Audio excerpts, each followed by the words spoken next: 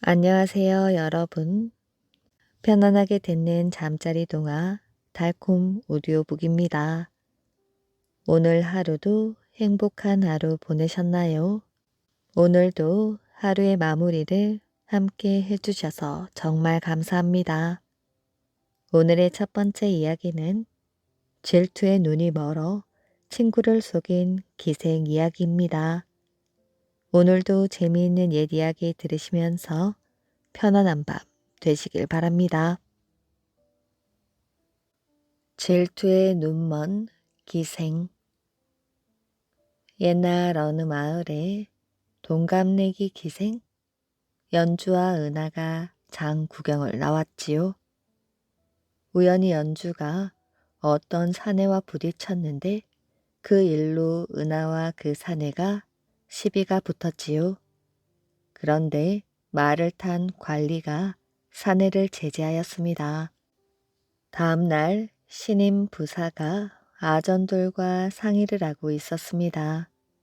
어제 저자거리에 나타났던 말을 탄 사람이었지요. 손억이라는 신임 부사였지요. 손억은 이미 혼이 나여 이남 일녀를 두고 있었지만 이번 부임 길에는 시종 뭉치만 데리고 혼자 내려왔지요. 당시에는 지방 관아의 수령이 새로 부임하면 고을 유지들을 불러 술과 음식을 대접하는 것이 관리였습니다. 아직 중앙 권력이 지방까지 제대로 미치지 못하였기 때문에 조세를 제대로 거두려면 각 고을 유지들의 협조가 절실했던 것입니다. 그런데 연회 자리에서 별장을 지낸 허민이라는 원로가 강하게 반발하는 바람에 조세 징발 이야기는 입 밖에도 꺼내지 못하였지요. 분위기가 어색해지자 주부 벼슬을 지낸 바 있는 황윤이 나서서 분위기를 바꾸었습니다. 곱게 차려입은 기생들이 하나씩 들어와서 자리에 앉았지요. 거의 자리가 정리될 즈음 뒤늦게 연주가 들어왔습니다. 눈치 빠른 황주부가 그녀를 손부사 곁에 앉혔지요. 손부사의 왼쪽 옆에는 이미 연주의 친구 은하가 앉아 있었습니다. 연주가 손부사 오른쪽 옆에 앉자 은하의 미간이 찌푸려졌지요. 그날 이후 은하와 연주는 어색한 사이가 되고 말았습니다. 당시에는 기생이라 할지라도 남자만 잘 만나면 팔자가 바뀌던 시절이었지요. 더구나 돈이나 권력만 있으면 면천도 가능한 일이었습니다. 그러니 은하가 손 부사에게 집착할 만 하였지요. 사실 연주와 은하는 둘째 가라면 서러워할 정도로 아주 예쁜 미모를 가졌습니다. 그래서 연주와 은하를 보려고 인근 관아의 수령들까지도 툭하면 이 마을에 들러 일부러 연회 자리를 만들곤 하였습니다. 며칠 뒤 또다시 연회가 열렸지요. 연회가 열리는 내내 손 부사의 눈길은 연주를 벗어나지 못하였습니다. 그런 낌새를 눈치 빠른 황주부가 놓칠 리가 없었지요. 어느 날 황주부가 아침 일찍 손 부사를 찾아갔습니다. 황주부는 부사에게 조세 징발과 관련하여 의논 드릴 일이 있다며 용산에서 보자 하였지요. 손 부사는 아전과 시종 뭉치만을 대동하고 용산에 올랐습니다. 그런데 저만치에 황주부와 함께 연주가 서 있는 것이 아니겠어요? 그 순간 손 부사의 눈동자가 아주 커졌습니다. 돗자리를 깔아놓고 술잔을 주고받으면서도 정작 서로가 말이 없었지요. 잠시 후 황주부가 요리를 구하러 가자며 아정과 뭉치를 데리고는 자리를 떴습니다. 황주부 일행이 사라진 뒤 잠시 침묵이 흘렀지요. 손 부사의 시중을 드느라 곁에 바싹 붙어 있다가 황주부가 자리를 뜨는 바람에 둘만 나란히 앉아 있으니 어색할 수밖에 없었습니다. 어색한 침묵을 깨려는 듯 둘 다 동시에 말문을 열었다가 상대를 보고 다시 말문을 닫았지요. 그런데 그것도 잠시 누가 먼저랄 것도 없이 서로 눈이 마주치고 말았습니다. 용산을 다녀온 후 연주는 완전 다른 사람이 되어 있었지요. 뭐가 그리 좋은지 싱글벙글 하였습니다. 그러면서도 내심 은하가 신경이 쓰이는지 눈치를 보곤 하였지요. 연주를 알게 된 뒤 저렇게 밝은 모습은 처음이었습니다. 그래서 은하의 표정이 어두워졌습니다. 어느 날 오후 늦을지도 모른다며 나간 은하가 밤 늦도록 들어오지 않았지요. 은하가 없는 것이 편했는지 연주는 이내 잠이 들고 말았습니다. 그런데 누군가가 연주의 방에 침입하였습니다. 친구 은하의 친오라비인 영수였지요. 철물 가게에서 노비로 일하고 있는 영수는 오래전부터 동생 친구인 연주를 마음에 두고 있었습니다. 그런데 연주와 사또가 보통 사이가 아니라는 말을 듣고 어찌할 바를 모르고 있던 차에 동생 은하의 사주를 받고 연주를 범하려 하다 실패하였지요. 그 후로는 한동안 특별한 일이 없이 지나갔습니다. 조세 징발 문제도 무난하게 진행되고 하여 손부사 역시 골치 아플 일도 없었지요. 가끔 연주를 동반하여 나들이를 다녔는데 남들 눈도 있고 하여 뭉치만 멀리서 수행시킨 채 인근 명소들을 다녀왔습니다. 그러던 어느 날 손부사의 부인이 개경에서 내려왔지요. 연주는 유씨 부인이 몹시 궁금하였습니다. 궁금하기는 유씨 부인 역시 마찬가지였지요. 하루는 유씨 부인이 연주를 불렀습니다. 유씨 부인이 부른다는 말에 연주는 잔뜩 긴장하였지요. 연주를 이모저모 뜯어보던 유씨 부인이 흠칫 놀라는 기색이었습니다. 단아한 미모도 미모였지만 연주의 머리에 묶여있는 노란 댕기 때문이었지요. 손 부사가 선물한 것이 분명했습니다. 노란 댕기 때문에 마음이 상했는지 유씨 부인이 연주에게 말도 안 되는 트집을 잡았지요. 며칠 뒤 관사의 괴한이 침입하여 유씨 부인을 해하려다 도망갔는데 마침 순찰 중이던 나졸들에게 붙잡혔습니다. 영수였지요. 영수는 사또에게 말했습니다. 며칠 전 유씨 부인에게 혼이 난 연주가 자신에게 찾아왔는데 마님께 겁을 주어서 개경으로 돌아가도록 해달라고 부탁을 하였다는 것이었습니다. 믿을 수 없는 일이었지요. 손부사는 부인을 불러 없던 일로 하자고 이야기하였습니다. 연주를 불러 혼을 낸 부인을 영수가 해코지 하려 했던 것인데 소문이 나면 자신에게도 불이익이 돌아올 수도 있다는 것이 이유였습니다. 잠시 머뭇거리던 유씨 부인이 손 부사에게 앞으로는 더 이상 연주를 만나지 말 것을 전제로 없던 일로 하기로 하였습니다. 손 부사는 마지못해 그러겠다고 말하였지요.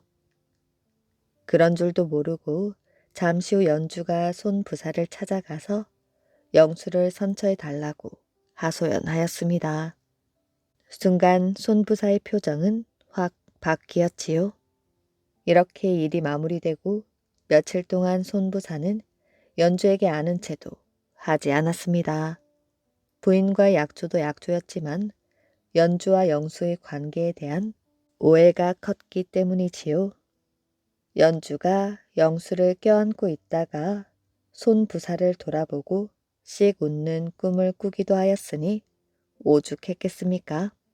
며칠 뒤 유씨 부인이 개경으로 돌아가자 다음날 연주가 곧바로 손 부사를 찾아갔습니다.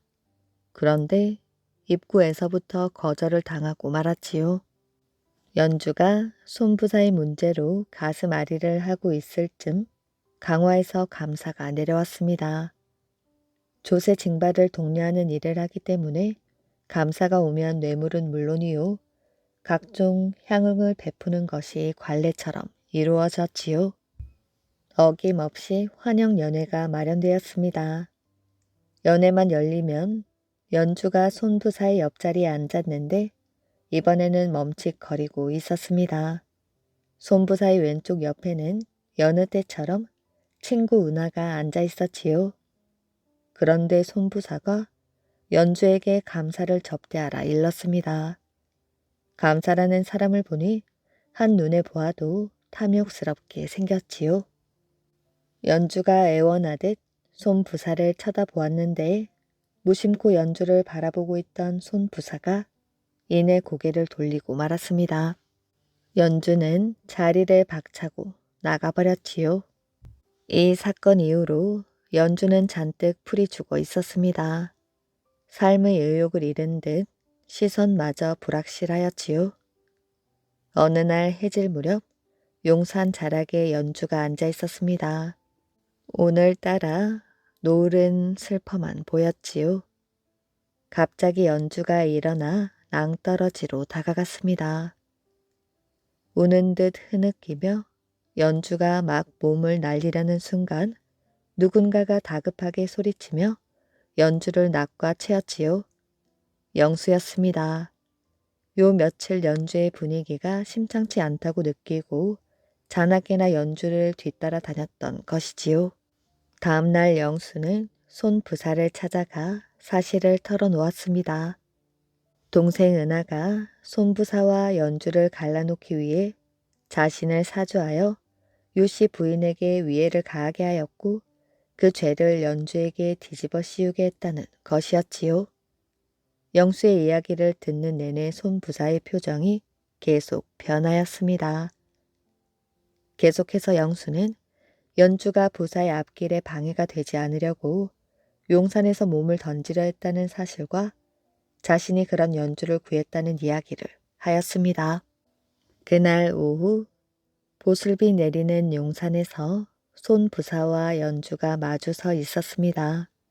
무슨 영문인 채도 모른 채 연주는 용산에서 보자는 손부사의 전가를 받고 나왔지요. 마지막 인사를 하려는가 보다는 생각이 들었습니다. 그런데 느닷없이 손부사가 사과를 하자 연주는 깜짝 놀랐지요. 더군다나 손부사는 미안한 마음에 연주를 면천시켜 준다는 약속을 하였습니다.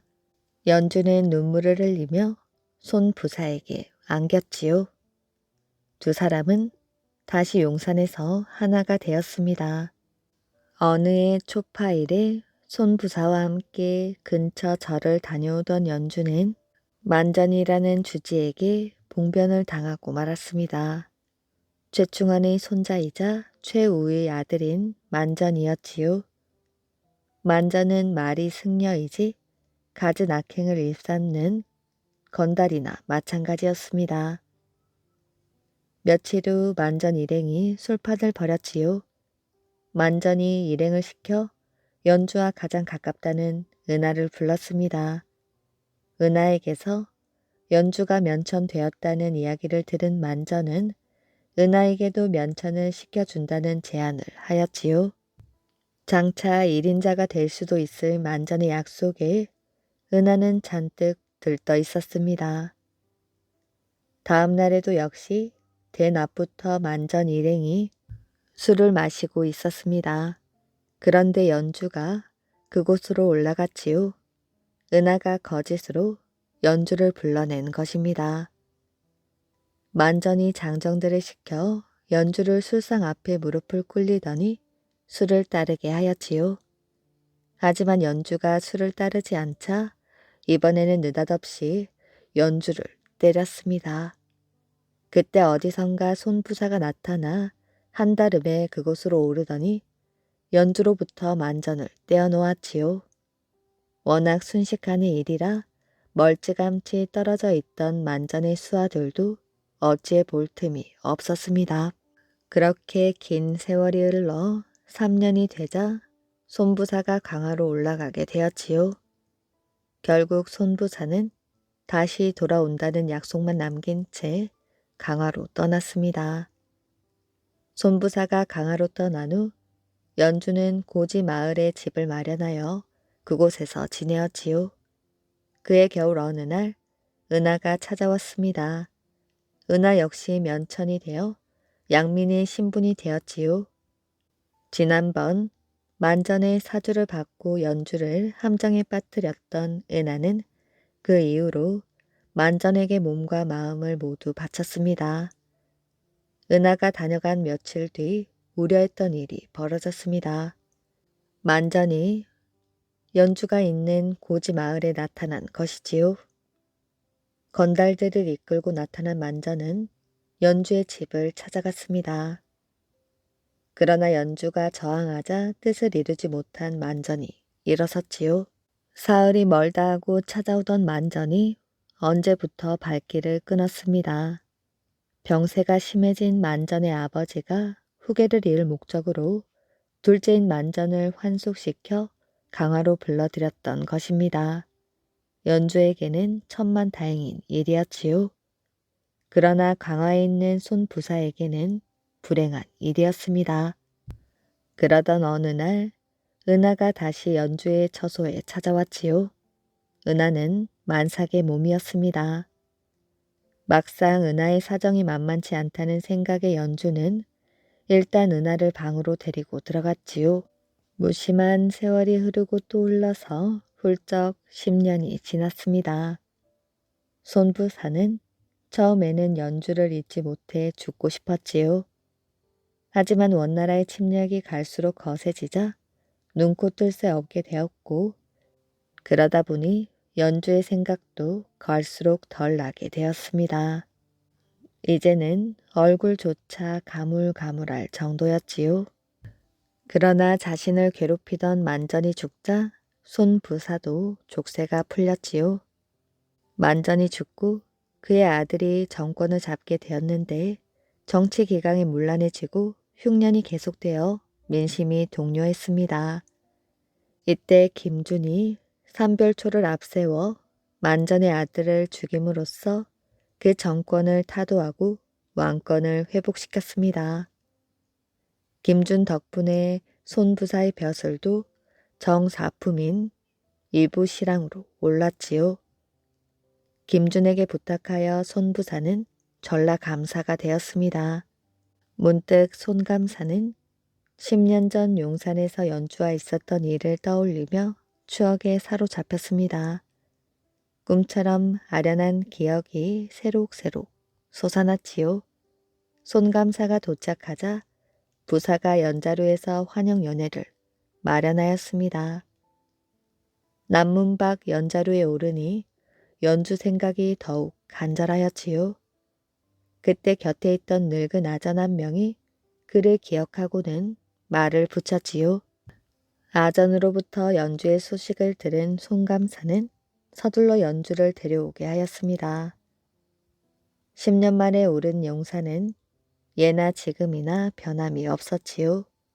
변한 것은 그 두 사람이었습니다. 한동안 두 사람은 말 없이 바라만 보고 있었지요. 묻고 싶은 것도 많았고 듣고 싶은 것도 많았습니다. 그러나 손감사는 애써 변명하려 들지 않았고 연주 역시 애써 물으려 하지 않았습니다. 손감사는 그동안의 무정함을 사과하고 같이 올라가자 사정을 하였지요. 그러나 연주는 끝내 사양하였습니다. 마음 같아서는 따라 올라가고 싶었지만 자신으로 인해 혹시라도 손감사가 곤란해질까 걱정이 앞섰던 것입니다. 만전이 죽었다는 사실을 연주는 모르고 있었기 때문이었지요. 손감사가 내려왔다는 소식을 접한 은하는 잠을 이루지 못했습니다.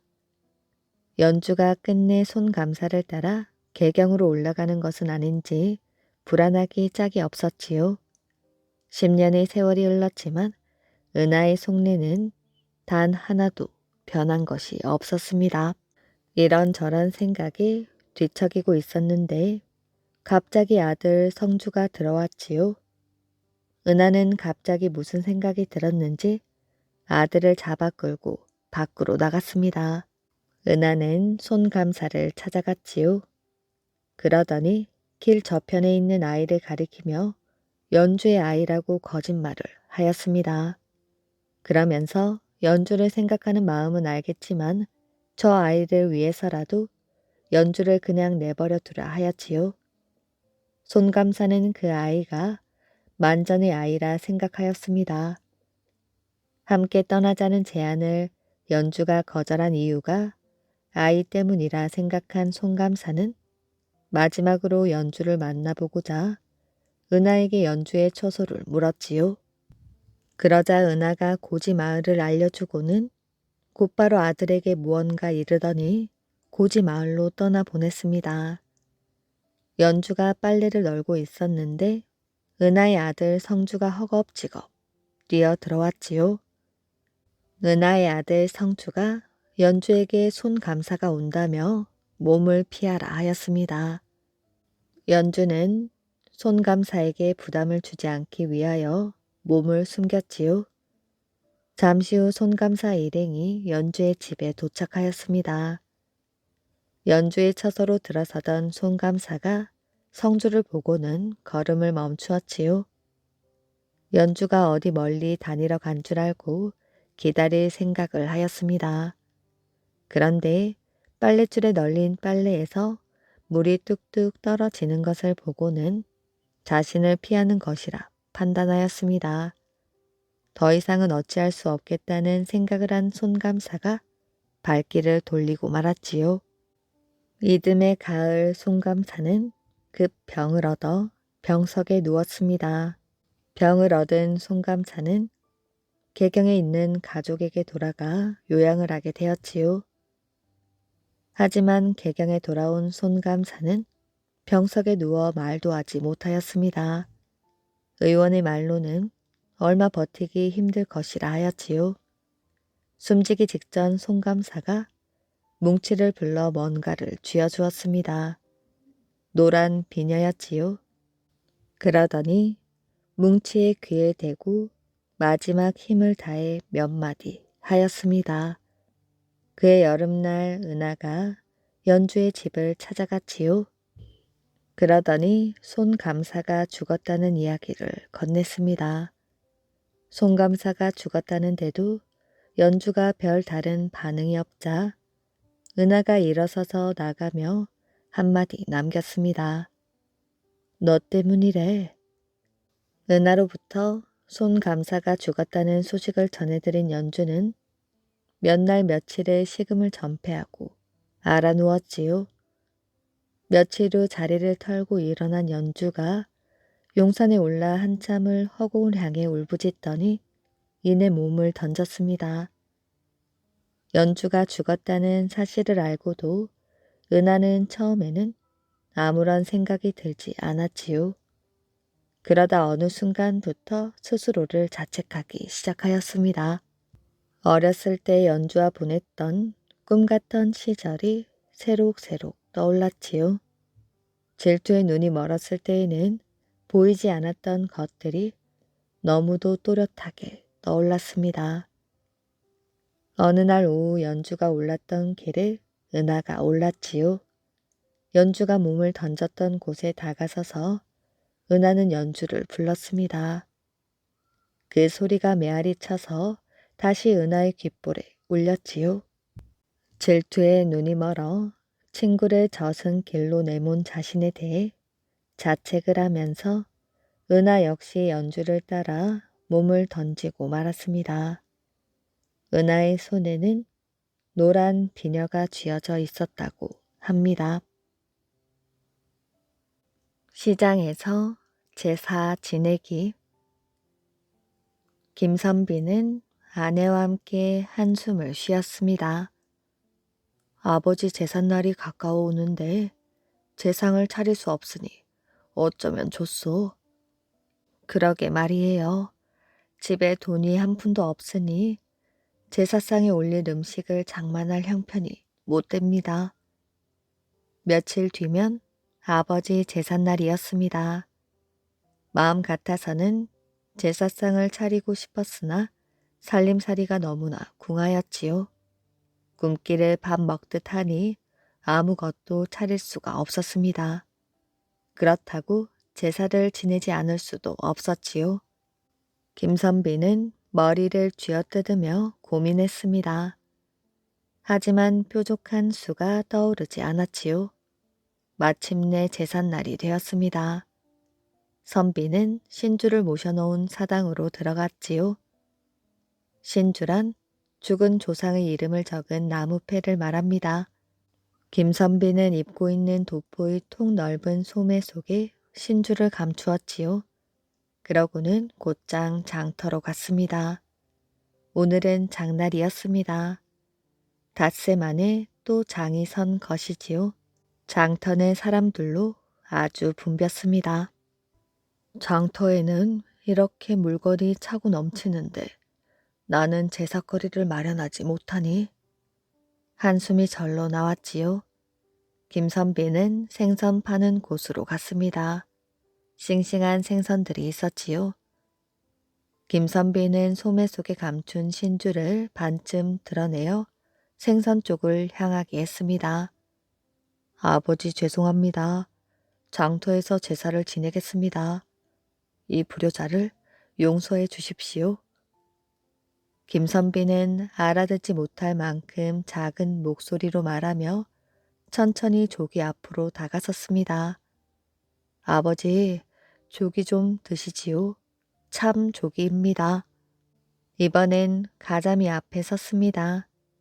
아버지, 가자미입니다. 아버지께서 좋아하셨던 생선이지요. 많이 드십시오. 그러고 김선비는 과일 파는 곳으로 갔습니다. 김선비는 소매 속에 있는 신주를 반쯤 드러내어 과일 앞에 섰지요. 아버지, 과일들이 싱싱합니다. 마음껏 드시지요. 과일 가게 앞에 잠시 머무른 뒤 이번에는 반찬 가게로 갔습니다. 여러 가지 나물들이 진열되어 있었지요. 아버지, 맛있는 나물입니다. 드시고 싶은 나물이 있으시면 많이 드십시오. 김선비는 장터를 한 바퀴 돌았습니다. 그리고 장터 어귀에서 다시 중얼거렸지요. 아버지 이제 집으로 가시지요. 쌀밥과 고깃국을 준비해 놓았습니다. 김선비는 집으로 갔습니다. 아내가 이웃집에서 구워온 양식과 고기로 쌀밥과 고깃국을 끓여 놓았지요. 그리하여 제사상이 차려졌습니다. 아버지, 생선과 과일, 그리고 나물은 장에서 드셨으니 이제 쌀밥과 고깃국을 드시지요. 김선비는 정성을 다해 제사를 모셨습니다. 비록 밥과 국뿐인 제사상이었지만 효성은 지극하였지요. 밤이 깊어지고 김선비는 잠을 청했습니다. 꿈속에서 돌아가신 아버지를 뵈었지요. 아버지는 아들에게 말했습니다. 오늘 참 고마웠다. 어찌나 배불리 먹었는지 모른단다.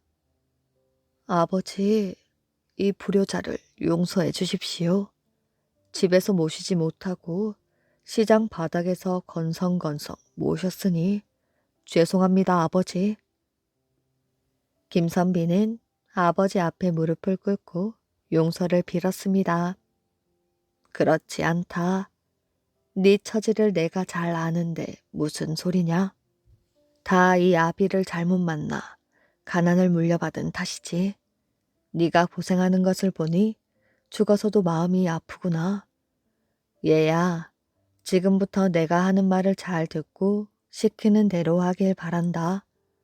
꽃 피고 새 우는 봄이 돌아오면 앞산 자갈밭을 개가 나여 농사를 짓거라.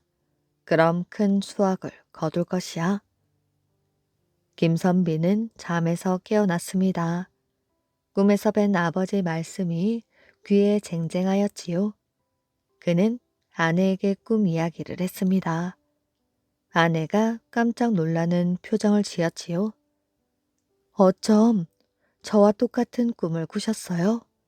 저에게도 아버님이 나타나 내년에 아들을 낳게 해 주시겠다고 말씀하셨어요.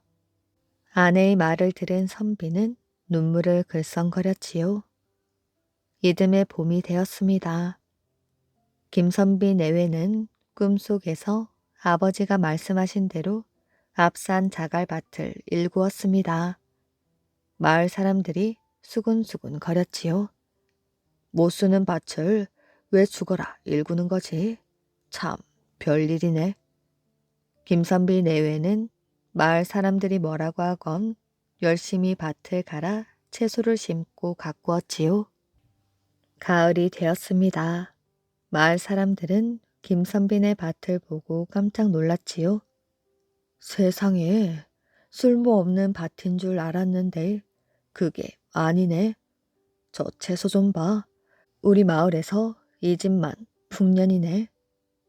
농사 짓는 기술이 보통이 아닌데. 김선비는 이제 집안 형편이 나아졌습니다. 끼니 거리 없어 걱정하던 일은 옛 일이 되어버렸지요. 그 다음 해에는 더 많은 농산물을 거두어 들였습니다. 김선비의 집에서는 웃음꽃이 피어났습니다. 남부럽지 않게 살게 된 것이지요. 마을 사람들은 김선비가 조상신을 잘 모셔서 복을 받은 사실을 알고 너나 없이 효도를 다했답니다. 그리하여 그 마을은 효자 마을로 불려지게 되었다고 합니다. 까치 덕분에 장원급제를 한 무사. 옛날 어떤 무사가 서울로 과거를 보러 가게 되었습니다. 이 무사는 무과학 시험에 급제하여 많은 군사를 지휘하는 장군이 되는 것이 꿈이었지요. 그러나 무사는 3년에 한 번씩 보는 무과 시험에 번번이 떨어지고 말았습니다. 무예는 뛰어나지만 병법에 관한 공부가 부족했기 때문이지요. 무사는 과거를 준비하느라 젊은 시절을 모두 보내고 이제는 나이가 많아 이번이 마지막 시험이었습니다.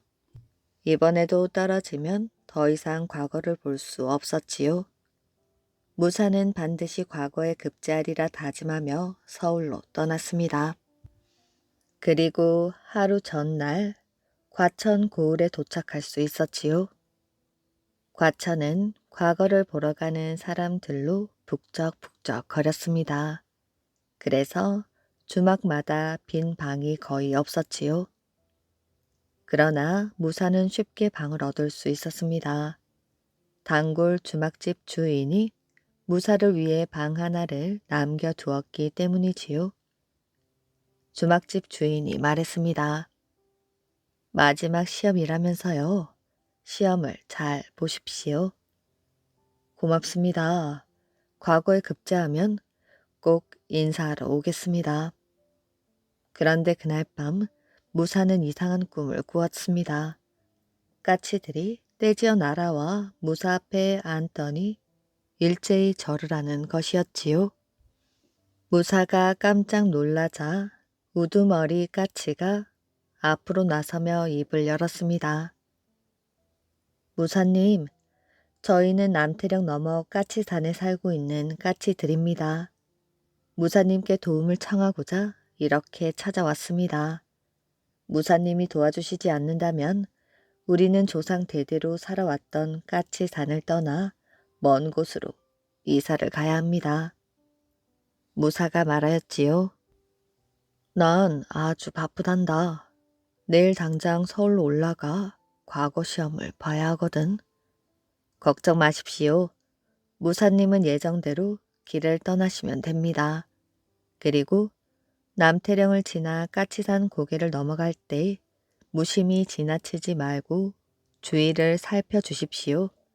그러면 저희들을 도와줄 일을 찾으시게 될 겁니다. 알겠다. 그렇게 하마. 무사님이 저희를 도와주신다면 저희들도 은혜를 잊지 않고 무사님이 무과 시험에서 장원급제를 하도록 돕겠습니다. 잠에서 깨어난 무사는 고개를 갸웃거렸지요. 이상한 꿈이네. 까치들을 도와주면 내가 장원급제를 하도록 돕겠다고? 무사는 아무리 생각해 보아도 무슨 영문인지 알 수 없었습니다. 신경 쓰지 말자. 무사는 아침을 먹고 길을 떠났습니다. 그리고 발길을 재촉하여 남태령을 넘었지요. 이윽고 까치산에 접어들자 무사는 꿈속에서 까치에게 들은 말이 생각났습니다. 무사는 천천히 고갯길을 걸으며 사방을 둘러보았지요. 가만히 있자. 이 산 이름이 까치산인 것은 까치가 많이 살기 때문이지. 그런데 까치가 한 마리도 없는걸? 까치산에는 까치가 많이 살기 때문에 까치집이 많았습니다.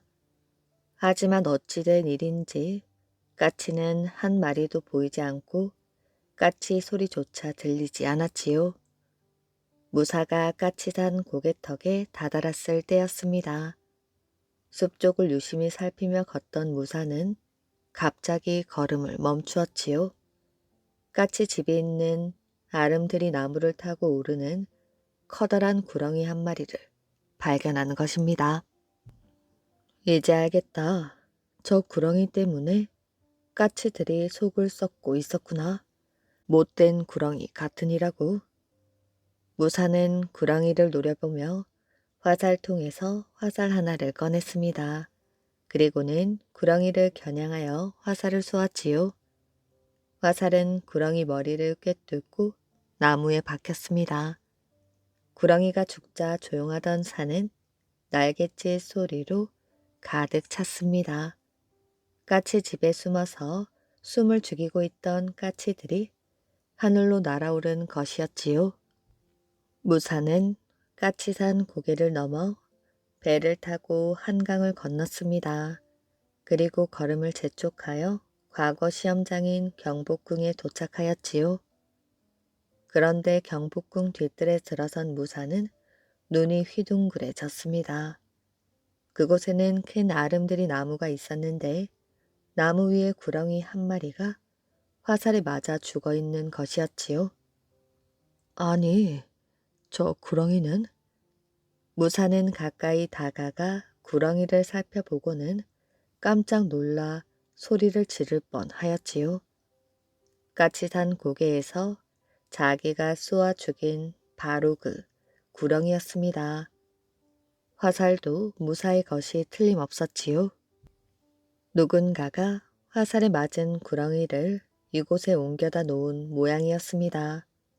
그런데 그때 놀라운 일이 벌어지고 말았지요. 어디선가 수백 마리의 까마귀 떼가 날아와 구렁이를 쪼아 먹으려고 달려드는 것이었습니다. 과거 시험장은 발칵 뒤집혔지요. 대궐 뒤뜰에서 괴이한 일이 벌어졌다며 모두가 넋이 나간 듯이 서 있었습니다. 시험관이 중얼거렸지요. 누가 감히 대궐에 화살을 쏘아 까마귀 떼를 불러들인 거지? 임금님께서 까마귀 떼를 보시면 얼마나 놀라실까? 시험관이 무가시험을 보러 온 사람들에게 말했습니다. 오늘의 무가시험은 활쏘기로 정했다. 지금부터 화살을 쏘아 까마귀를 가장 많이 떨어뜨리는 사람을 장원으로 뽑겠다. 시험관은 시험장에 모인 사람들에게 활과 화살을 나누어 주고 까마귀를 쏘게 했습니다. 무사는 고향에서 활을 잘 쏘기로 이름난 사람이었지요. 그래서 쏘는 족족 까마귀를 떨어뜨려 장원으로 뽑힐 수 있게 되었습니다. 그제서야 무사는 까치에게 들은 말이 생각이 났습니다. 자기네들을 도와주면 내가 장원급제를 하도록 돕겠다고 했었지. 이제 알겠군. 까치들이 구렁이를 이곳에 옮겨다 놓은 것이로구나. 까치 덕분에 장원급제한 무사는 그 뒤 장군의 꿈을 이루었다고 합니다. 효성스런 강아지. 옛날 강원도 어느 마을에 김공이란 농부가 살고 있었습니다. 김공은 집에서 개 한 마리를 기르고 있었지요. 송아지만한 아주 큰 개였습니다. 김공은 매우 가난하였지만 결코 개를 굶기지 않았지요. 그런데 어느 해 흉년이 들자 사정은 달라졌습니다. 죽도 못 끓여 먹을 형편이 되어 개도 주인을 따라 굶는 날이 많아졌지요. 김공은 빼빼 말라가는 개를 볼 때마다 한숨이 절로 나왔습니다. 주인을 잘못 만나 고생하는 개를 보니 마음이 아팠지요. 김공은 보다 못해 아내에게 말하였습니다. 우리 형편은 도저히 검둥이를 계속 기를 수 없으니 팔아버립시다. 굶겨 죽이는 것보다 그 편이 나을 것이요. 그런 말씀 마셔요. 말 못하는 짐승이라도 우리 식구예요. 그리고 흉년이 들어 모두 어려운 형편인데 누가 선뜻 개를 맡아 기르려 하겠어요? 그래도 찾아보면 기를 만한 사람이 있겠지. 내일 장에 가서 알아보리다. 김공은 아내가 반대하는데도 자신의 주장을 굽히지 않았습니다. 그날 밤 일찍 잠자리에 든 김공은 개 짖는 소리에 잠에서 깨어났지요. 도둑이라도 들었나? 몸을 일으킨 김공은 방에 불을 켰습니다. 아니, 이럴 수가. 김공은 깜짝 놀랐지요. 아내 옆자리에 잠들어 있던 어린 아들이 사라진 것입니다. 김공은 아내를 흔들어 깨웠지요. 여보, 막내가 없어졌어. 예? 아내는 벌떡 일어나 방에 불을 켰습니다. 방바닥엔 늑대의 발자국이 어지럽게 찍혀 있었지요. 이럴 수가. 늑대가 막내를 물어간 모양이요. 김공과 아내는 마당으로 뛰어나왔습니다. 요란하게 짖어대던 개가 보이지 않았지요. 김공은 횃불을 밝혀 들고 집을 나와 산을 향해 달려갔습니다. 김공은 산길 저편에 쓰러져 있는 시커먼 물체를 보았습니다. 가까이 가서 보니 김공이 기르는 검둥이였지요. 검둥이는 김공의 막내 아들을 껴안고 기절해 있었습니다. 온몸이 피투성이가 되었지요. 김공은 어떤 일이 벌어졌는지 짐작할 수 있었습니다. 검둥이는 목숨을 걸고 늑대와 싸워 막내 아들을 구해낸 것이지요. 막내 아들이 무사히 집으로 돌아오자 아내는 기쁨의 눈물을 흘렸습니다. 여보, 검둥이가 우리 막내를 살린 것이에요. 다시는 검둥이를 팔겠다고 하지 마셔요. 검둥이를 팔긴 왜 팔아? 김공은 고맙고 대견스러워 검둥이를 쓰다듬어 주었습니다. 그로부터 1년 뒤 검둥이가 새끼를 낳았지요. 모두 6마리였습니다. 귀여운 강아지가 생겼지만 김공은 조금도 기쁘지 않았지요. 검둥이 하나도 힘든데 군 입이 6개나 늘었으니 큰일이로구나. 앞으로 7마리의 개를 어떻게 먹여 살리지? 강아지들이 젖을 떼자 김공은 눈앞이 캄캄해졌습니다. 먹이가 부족해 도저히 7마리를 모두 먹일 수 없었던 것이지요. 안 되겠어. 어미 개가 제일 많이 먹으니 팔아치우고 강아지들만 길러야겠다.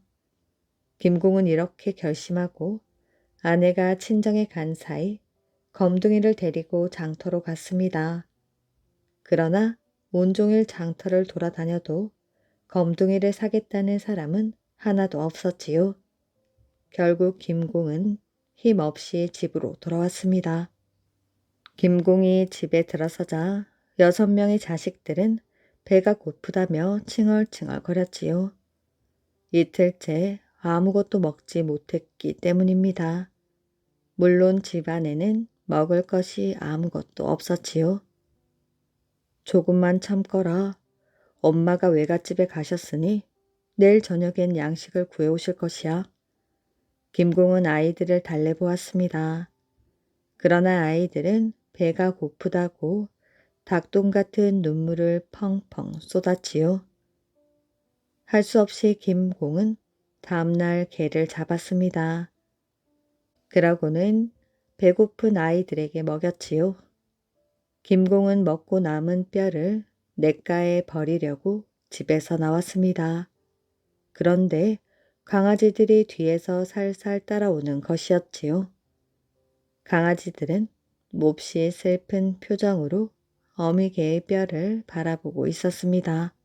김공은 뼈를 냇가에 버리고 집으로 돌아왔지요. 강아지들은 온종일 보이지 않았습니다. 저녁 시간이 되어도 집에 돌아오지 않았지요. 이 녀석들이 대체 어디 간 거야? 김공은 강아지들을 찾으려고 온 마을을 헤매고 다녔습니다.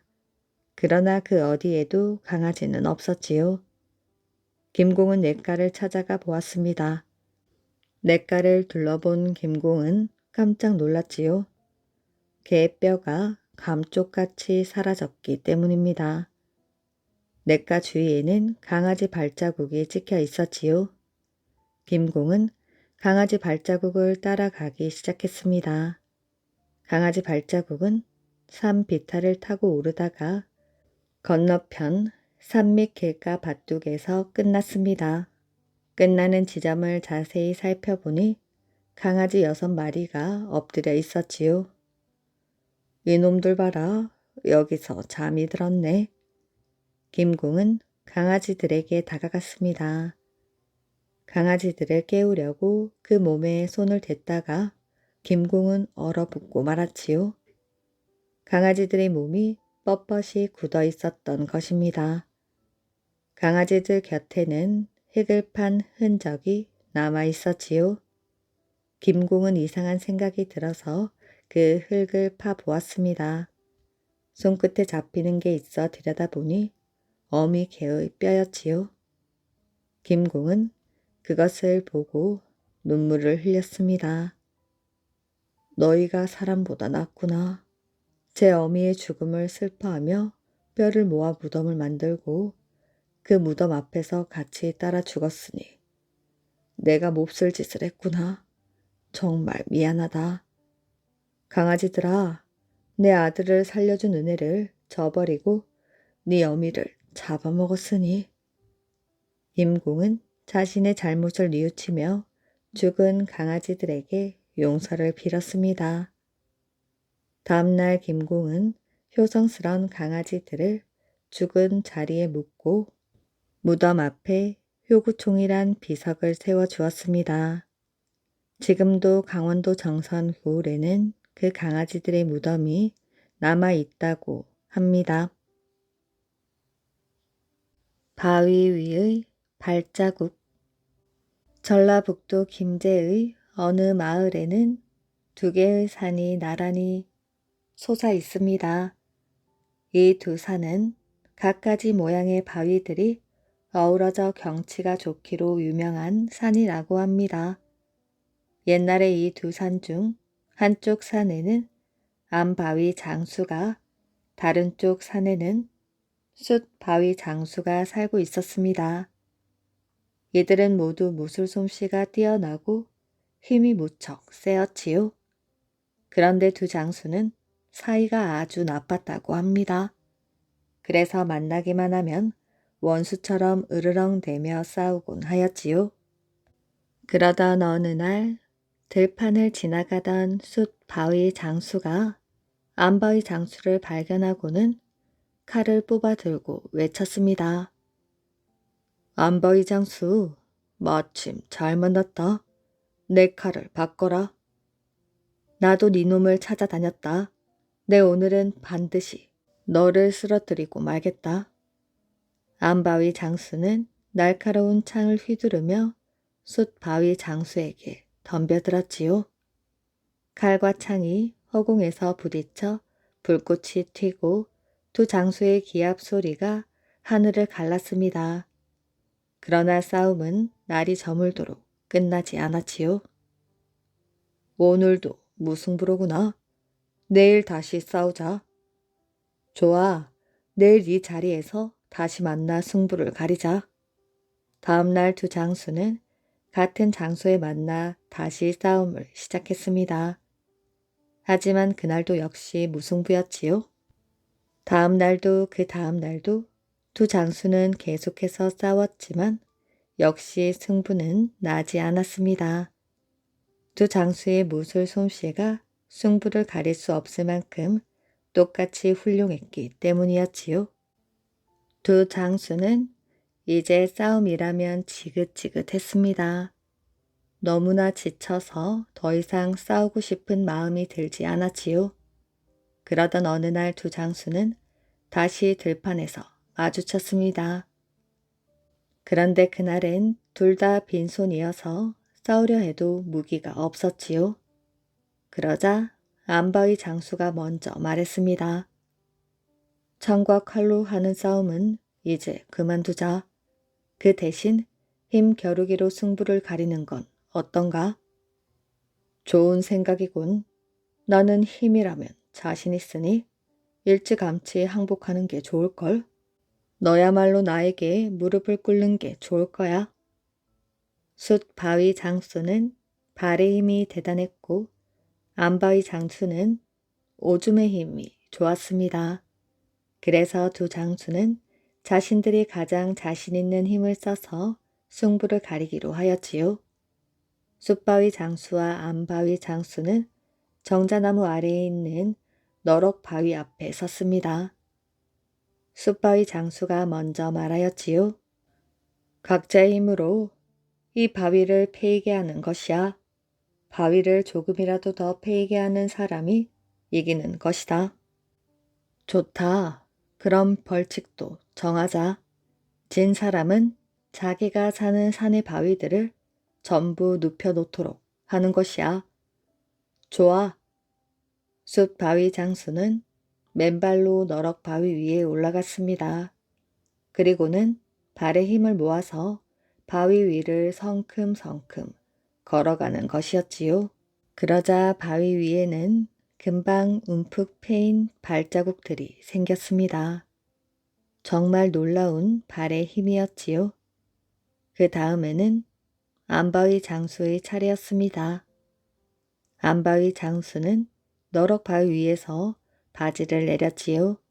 그러고는 바위를 향해 오줌을 누기 시작했습니다. 안바위 장수의 오줌의 힘도 대단하여 바위가 패이기 시작하였지요. 그렇지만 숲바위 장수가 남긴 발자국보다는 깊이 패이지 않았습니다. 안바위 장수는 고개를 푹 숙였지요. 내가 졌으니 벌칙에 따르겠다. 안바위 장수는 자신의 산으로 돌아가서 약속대로 바위들을 모두 옆으로 눕혀 놓았습니다. 그때부터 안바위 장수가 사는 산은 바위가 누워 있다고 해서 와석산이라고 불리게 되었지요. 그리고 숲바위 장수는 자신의 산으로 돌아가서 이겼다는 표시로 바위들을 모두 우뚝 세워 놓았다고 합니다. 그래서 숲바위 장수가 있는 산은 바위가 서 있다는 뜻으로 입석산이라 불리게 되었지요. 두 장수가 발힘과 오줌힘을 겨루었던 너럭 바위 위에는 지금도 그때의 흔적이 남아있다고 합니다. 섬 처녀와 화로. 아주 먼 옛날 자그마한 섬이 있었습니다. 그 섬에는 마음이 어질고 부지런한 처녀 영채가 살았지요. 여름에는 농사를 짓고 추운 겨울에는 바닷가에 나가 굴을 땄습니다. 섬 사람들은 열심히 일을 했지만 가난하기는 마찬가지였지요. 욕심 많은 부자가 절 따라 사람들의 재물을 빼앗아 갔기 때문이었습니다. 영채는 이 일을 생각할 때마다 마음이 아팠습니다. 어느 해 늦은 가을이었지요. 영채는 바닷가에 나가 굴을 한 알음 따 가지고 왔습니다. 희미해진 달빛을 안고 섬처녀는 병으로 고생하고 있는 이웃집을 찾아가 보았지요. 어두운 방에서 훌쩍훌쩍 우는 소리가 났습니다. 다음날 영채는 의원 할아버지를 찾아가 보았지요. 친구의 병을 고칠 방법이 없을까요? 글쎄, 뾰족산에 가면 약초가 있다고는 하는데 구할 수 있을지 모르겠구나. 뾰족산에 약초가요? 그런데 그곳은 위험해서 아무나 갈 수 있는 곳이 아니란다. 할아버지는 크게 한숨을 쉬었습니다. 그날 밤 골똘히 생각에 잠겼던 영채는 입을 꾹 다물었지요. 아무리 힘들어도 꼭 약초를 구해야지. 이른 새벽 섬처녀는 뾰족산을 향해 올라갔습니다. 가파르고 걷기 힘든 산길이었지요. 어디선가 삼 짐승의 울음소리도 들려왔습니다. 주위를 두리번 둘러보았지만 어디에도 약초는 보이지 않았습니다. 영채는 아슬아슬한 벼랑 위에 올라섰지요. 저건 뭐지? 바위 밑에 있는 분지나무 한 그루가 보였습니다. 영채는 조심스럽게 내려가 자세히 들여다보았지요. 분지나무 밑에는 옹기로 만든 화로가 하나 놓여 있었습니다. 이런 산꼭대기에 웬 화로가 있을까? 영채는 의아하게 생각하며 화로를 들여다보았습니다. 화로 밑에는 애타게 찾고 있던 약초 한 뿌리가 있었지요. 영채는 서둘러 약초를 캐어 가지고 화로에 담았습니다. 그때 화로에 있던 약초가 푸르고 싱싱해지더니 수북하게 쌓이는 것이었지요. 이게 꿈인가? 영채는 눈을 비볐습니다. 다시 보아도 약초는 화로 밖으로 넘쳐나는 것이었지요. 영채는 화로에 머리를 이고 산을 내려오기 시작했습니다. 가파른 내리막길을 내려오던 영채는 발을 헛디디고 말았지요. 벼랑으로 굴러떨어진 영채는 정신을 잃었습니다. 잠시 후 영채는 파도 소리에 놀라 잠이 깨었습니다. 사방을 둘러보니 친구네 집 앞이었지요. 내가 어떻게 여기에? 영채는 의아했지요.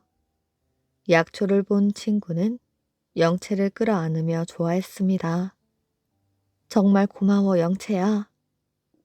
말을 잇지 못하는 친구에게 약초를 다려 먹였습니다. 친구는 금방 얼굴빛이 달라졌지요. 며칠 후 친구는 자리를 툭툭 털고 일어났습니다. 얼른 가서 쌀을 한 줌 가져와.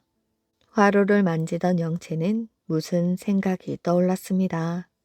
친구가 가져온 쌀을 화로 안에 넣어 보았지요.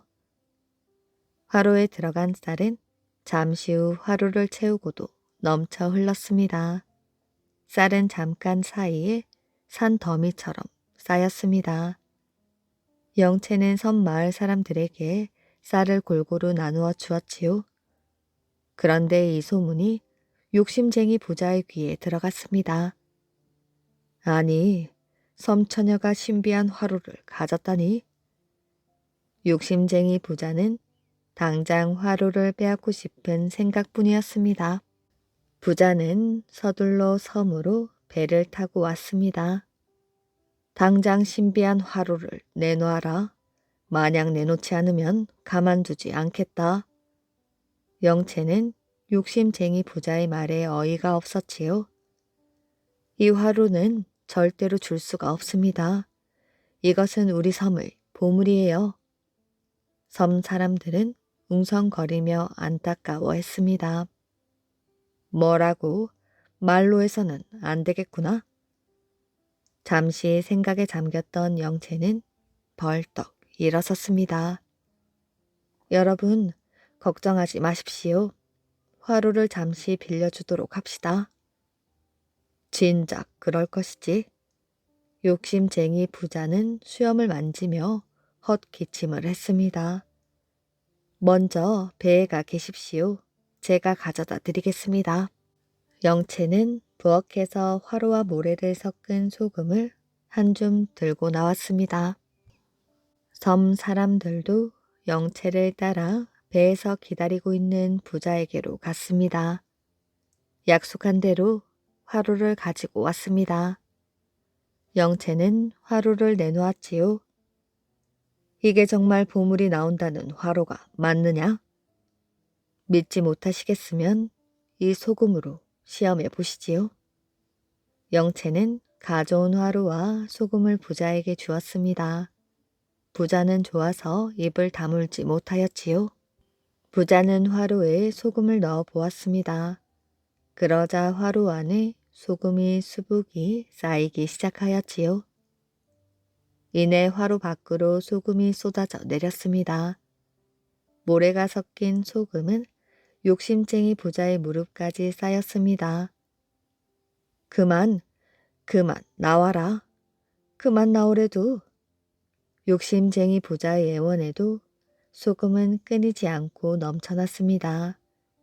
욕심쟁이 부자는 소금과 모래 속에서 허우적거렸지요.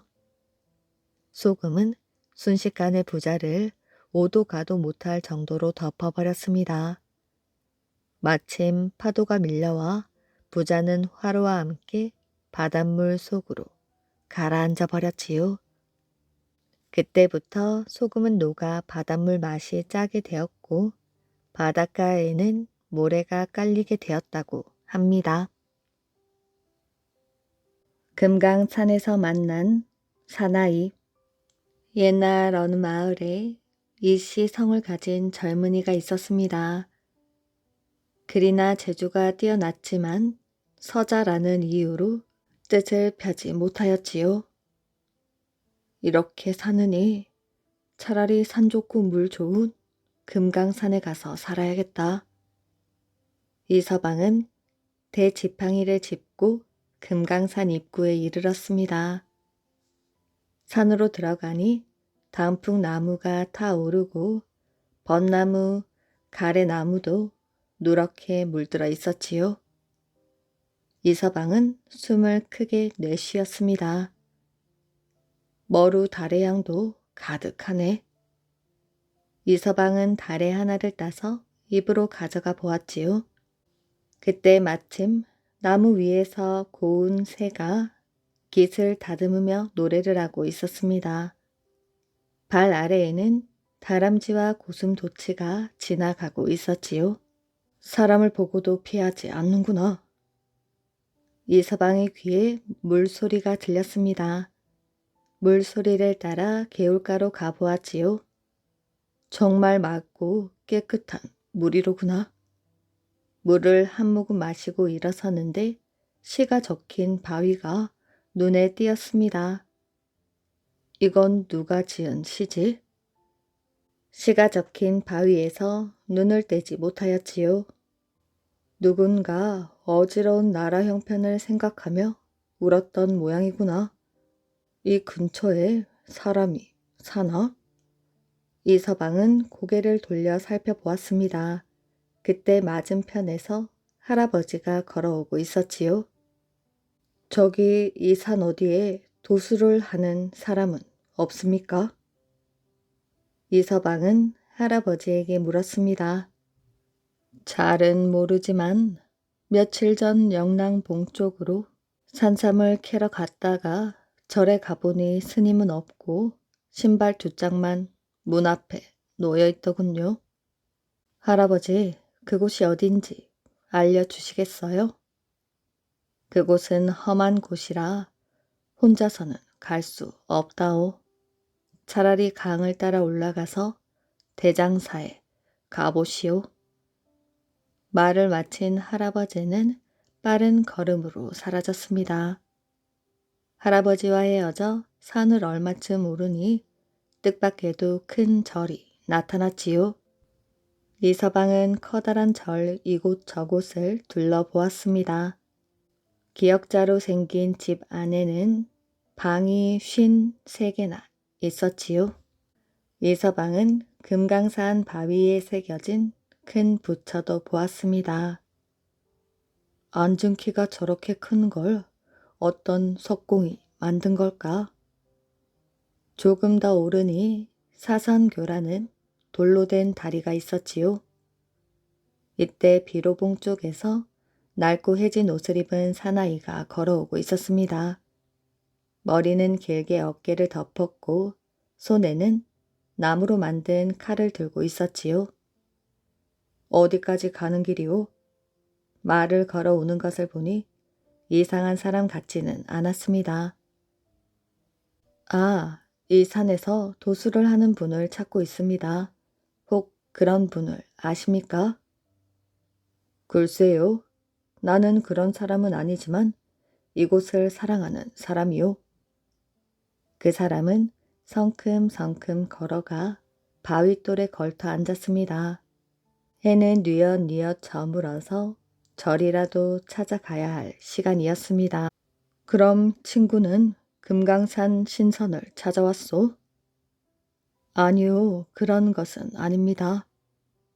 그럼 그림 같은 금강산을 시로 읊으려고 오셨소이까? 사실은 그런 것도 아닙니다. 이서방은 금강산에 온 이유를 이야기하였습니다. 사나이는 이야기를 다 듣고 나서 크게 웃었지요.